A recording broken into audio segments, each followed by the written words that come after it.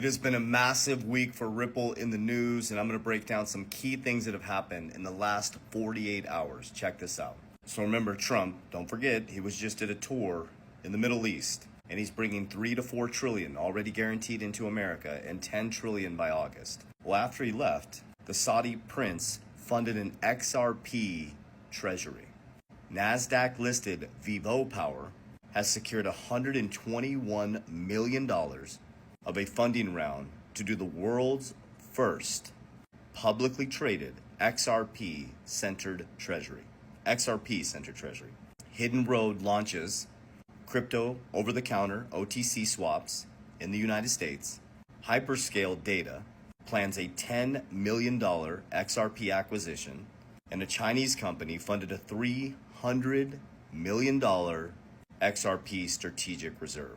I will continue to say it. XRP and Bitcoin will be number 1 and number 2. They're 2 of my largest holdings, and there's 4 things I focus on. I'll repeat this over and over again. I focus on cash flow. Cash is trash. And they're going to turn this printing machine on full blast, and they're going to monetize a shitload of debt because they're going to work to grow GDP faster than debt. And money is now quantum. It is fast. You're going to see trillionaires. You're going to see more billionaires, and being a millionaire is going to be nothing.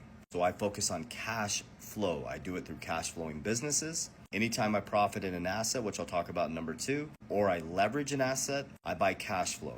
So businesses, cash generating dividends. And then anytime I get cash coming to me, I don't buy things, I transmute them into keeping the velocity of money going. Into number 2, I transmute them into assets that are deflationary. It's a system that I'm using that has really helped me secure my family, compound our family's wealth at a faster level. So what do I mean by deflationary? Things that have a fixed supply that are opposite of the US dollar. That's why cryptocurrency, specifically Bitcoin and XRP, are becoming so attractive to these wealth funds in Saudi, to countries all over the world, because they're deflationary. What does that mean? They have a fixed supply. They can't be printed, and they become more valuable every single year, and it becomes more scarce as people buy that and use it. So it's opposite of the fiat fake system. My strategy is create cash flow, store my cash flow in deflationary assets that grow and compound. Some take longer, some are a little bit slower, but as you're losing 19% of your buying power from 2020 to 2024, I gained 600% on my XRP and 195% on my Bitcoin. So as people told me I was crazy for getting into crypto, I actually increased 600% in one and 195% in another. But I'm not foolish when I profit like that.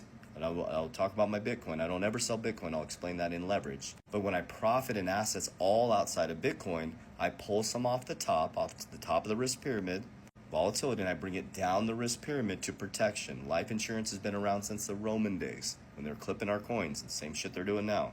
Never changes. Nothing new under the sun. It's just a different scenery, just a different mechanism.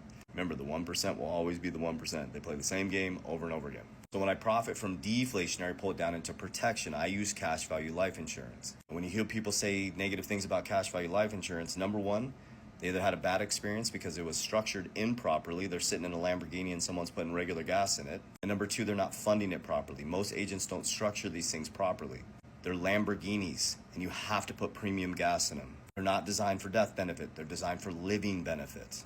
So when you hear, oh, cash value life insurance is a fraud, that it's coming from someone who, number 1, isn't using properly, and number 2, doesn't know how to fund them properly. Number 3, probably isn't building wealth with them.